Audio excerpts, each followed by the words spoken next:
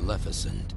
एक समय पहले दो विरोधी राज्य आमने सामने बसर करते थे। उनमें से एक इंसानों का राज्य, उसके राजा हमेशा ताकत के भूखे, खास करके उन्हें दूसरे शांति प्रिय और खूबसूरत राज्य मोर्स, जो कई सुपरनैचुरल क्रीचर्स, फेरीज और जादू से भरा होता था, उनके वेल्थ और ब्यूटी से जलते थे।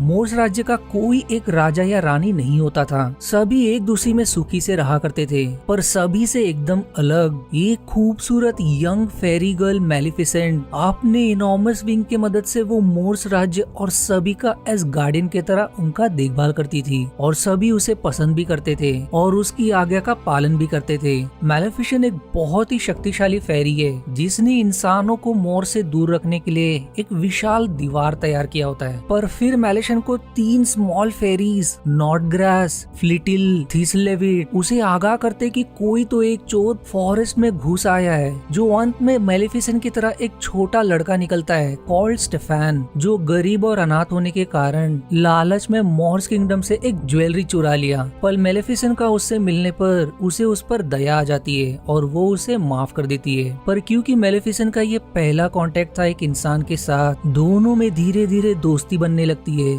और देखते ही देखते दोनों में एक दूसरे के लिए प्यार हो जाता है। इसलिए मैलिफिसेंट के 16वें जन्मदिन के दिन स्टेफान उसे ट्रू लव का एक किस गिफ्ट करता है। पर उसके ठीक बाद मैलिफिसेंट को पता चलता है कि वो इंसानों के राज्य का कभी तो राजा बनना चाहता है, और इसे पाने के खोज में सून वो मैलिफिसेंट को छोड़ के किंग के सर्कल में ज्वाइन हो जाता है। अब कई साल बीत जाते हैं। अब मैलिफिसेंट फुल ग्रोन, वो अब मोर्स किंगडम का प्राइमरी गार्डियन बन जाती है और अब वो और भी शक्तिशाली हो जाती है। वहीं स्टेफान अब तक रिटर्न नहीं लौटा होता, पर उसी दौरान इंसानों के राज्य का राजा किंग हेनरी पावर के भूख के पीछे अपने आर्मी के साथ मोर्स किंगडम को भी अपने कब्जे में लेने का तय करता है। पर मैलिफिसेंट ऐसा होने नहीं दे सकती, इसलिए वो अपने मैजिकल सेना के साथ किंग हेनरी के सेना से डटकर मुकाबला करती है।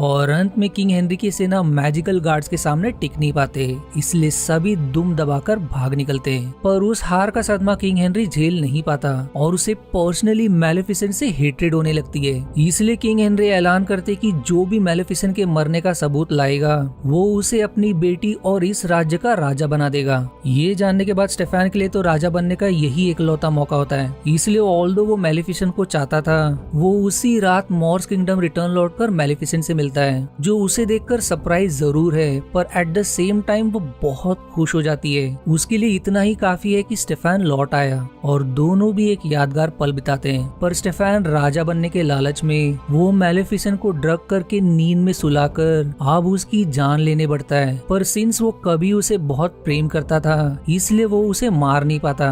पर अंत में निर्दय उसका लोहे से पंख काट कर, जो कि फेरीज के लिए घातक होता है, वो उसके पंख को किंग हेनरी को भेंट चढ़ाता है, ये क्लेम करते हुए कि उसने मैलिफिसेंट को खत्म कर दिया। वहीं मैलिफिसेंट की आंख खुलने पर अपने पंख को खोने के कारण एकदम कमजोर और सीवियर दर्द में उसे रियलाइज होता है कि स्टेफान ने उसे धोखा दिया और अब वो गुस्से के आग में बदला लेने का तय करती है। वहीं मरने से पहले किंग हेनरी अपने वादे के मुताबिक वो स्टेफान को अपनी बेटी सौंपने के अलावा उसे राजा घोषित करते हैं और इस तरह स्टेफान के बचपन का सपना पूरा हो जाता है। वहीं मैलिफिसेंट अपना पंख खोने के बाद वो एक रेवन को शिकार के चंगुल से बचाती है और उसे इंसान में बदलकर वो उसे रिक्रूट करती है ताकि वो उसका पंख बन सके और उसके लिए सभी जगह नजर बनाए और सारी जानकारी ला सके।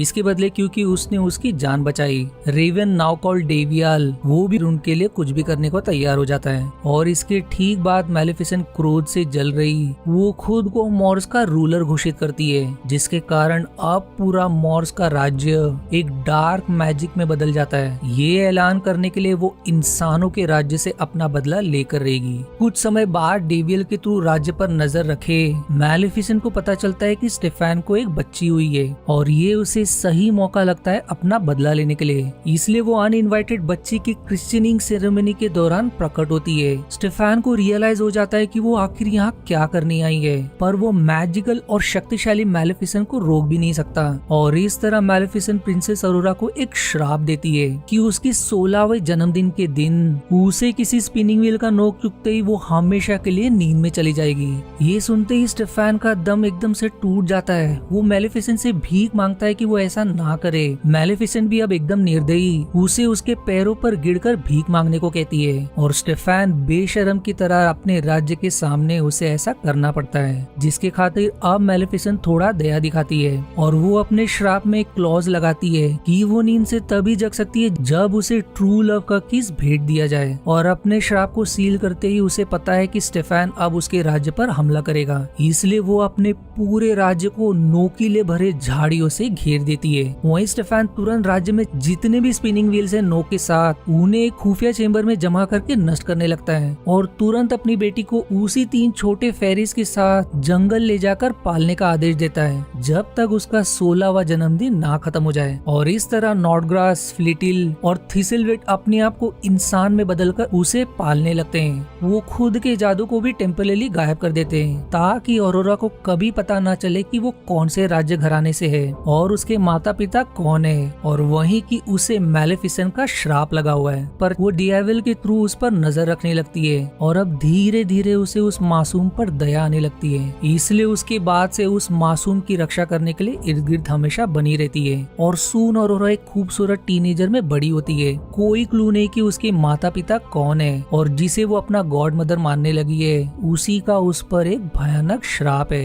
अब जब अरोरा का 16वां जन्मदिन नजदीक आ रहा होता है, स्टेफान अब और पागल होने लगता है और दूसरी तरफ उसकी पत्नी भी पैरानोया में अपना दम तोड़ने लगती है। स्टेफान को पता होता है कि मैलेफिसेंट अपना श्राप कंप्लीट करने के लिए जरूर लौटेगी, इसलिए उसने उसका कटा हुआ विंग एक ग्लास कैबिनेट में तहखाने की किसी ऐसी जगह पे छिपा रखता है जहाँ किसी की उस पर नजर ना पड़े। वो श्राप और क्रोध के पीछे इतना पागल होने लगता है कि वो रियलिटी से अपना पकड़ खोने लगता है और खुद से ही बातें करता रहता है। उसका पूरा ध्यान और नजर मैलेफिसेंट से बदला लेने पर अटक जाता है। वो कई बार अपनी सेना को मैलेफिसेंट को हंट करने के लिए भेजता है,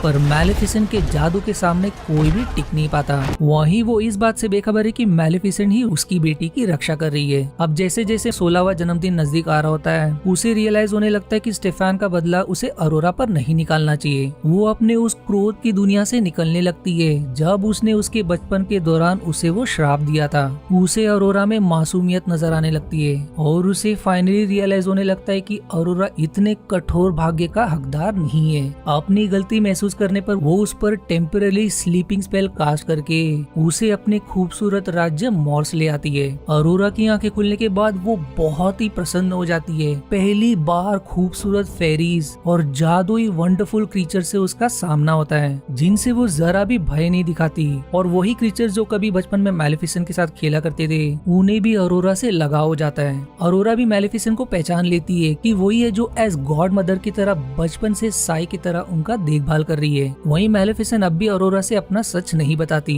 और वो अपने राज्य में धीरे धीरे अरोरा के साथ पर्सनल समय बिताती है। उसी रात जब अरोरा घर लौटकर सो रही होती है, मैलेफिसेंट तय करती है अपने श्राप को वापस लेने का, पर उसने स्पेल ही ऐसा उस पर कास्ट किया था कि धरती का कोई भी शक्तिशाली इंसान उसके श्राप को अंडन नहीं कर सकता। फिर डेविल उन्हें रिमाइंड कराता है कि एक ही चारा है और वो है ट्रू लव किस, जो उसके श्राप को तोड़ सकता है। पर मैलेफिसेंट कन्फेस करती कि ये सिर्फ एक झूठा क्लॉज था उस श्राप पर, क्योंकि वो खुद अपने अनुभव के बाद ट्रू लव किस पर भरोसा नहीं करती।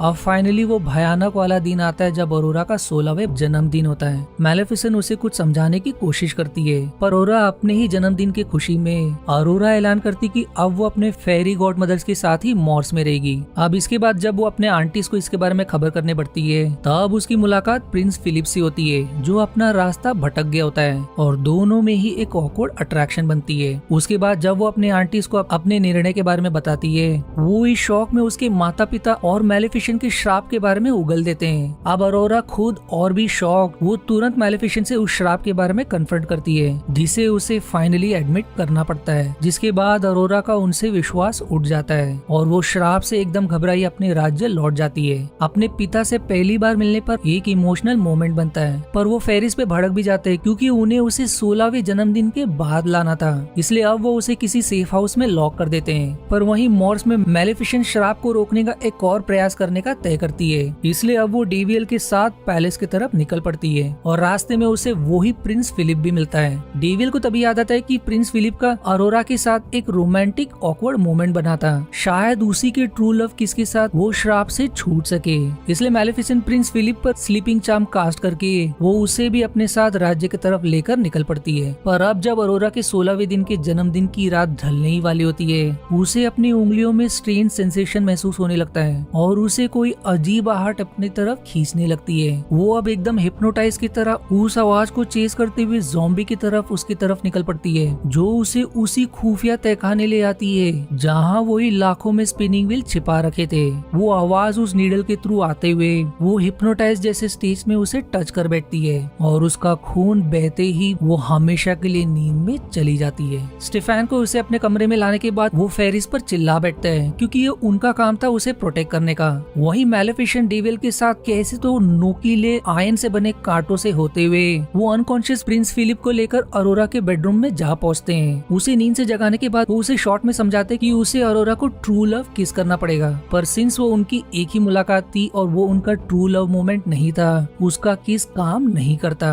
अब मैलेफिसेंट बुरी तरह से टूट जाती है और उसे अपने किए के लिए माफी मांगती है और उसके माथे पर किस करके वो वादा करती कि वो यहीं रहकर रक्षा करेगी जब तक वो नींद से ना जगे। पर अब वो चमत्कार होता है जिसका सभी को इंतजार था। मैलेफिसेंट के किस से ही वो अपनी नींद से जाग उठती है क्योंकि एक माँ का प्यार प्रिंसेस अरोरा के लिए किसी से भी अधिक था। अरोरा को भी रियलाइज होता है कि मैलेफिसेंट को उसकी कितनी चिंता है और अब वो उन पर विश्वास करने लगती है। पर एक रक्षक स्टेफान को खबर कर देता है कि मैलेफिसेंट इसी महल में है, जिसके बाद पूरी सेना मैलेफिसेंट को एम्बुश करती है और अब उस पर लोहे से हमला करने बढ़ते हैं। मैलेफिसेंट तुरंत अरोरा को भागने को कहती है और डेवियल को अब एक ड्रैगन में बदलकर वो अपने भयानक शक्ति का सभी को प्रदर्शन करती है। अरोरा अपनी गॉड मदर को बचाने के लिए मदद के लिए भाग पड़ती है और इसी खोज में वो उनके पंख को खोज निकालती है, जो अपने ओनर के प्रेजेंस को महसूस करने पर अरोरा उसे कांच के कैद से रिहा कर देती है। और इससे पहले कि स्टेफान अपना फाइनल अटैक करे, वो पंख उड़ते हुए मैलेफिसेंट को रीअटैच हो जाती है, जिससे मैलेफिसेंट और भी शक्तिशाली राइज होती है और सभी को अपने पंख की ताकत दिखाती है। स्टेफान के पूरी सेना को ढेर करने के बाद अब स्टेफान और मैलेफिसेंट में गंभीर लड़ाई छिड़ जाती है।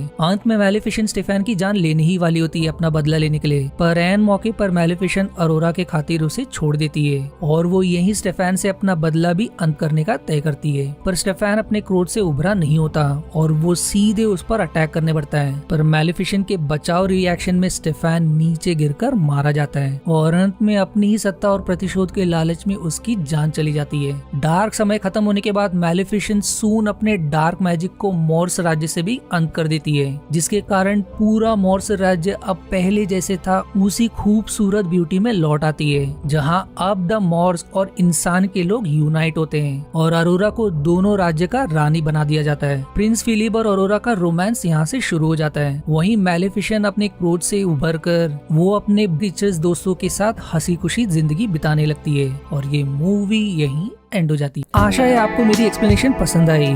यदि हाँ तो प्लीज वीडियो को लाइक करना और चैनल को सब्सक्राइब करके सपोर्ट करना ना भूलें। मिलते हैं अगले एक्सप्लेनेशन वीडियो में, तब तक के लिए धन्यवाद दोस्तों।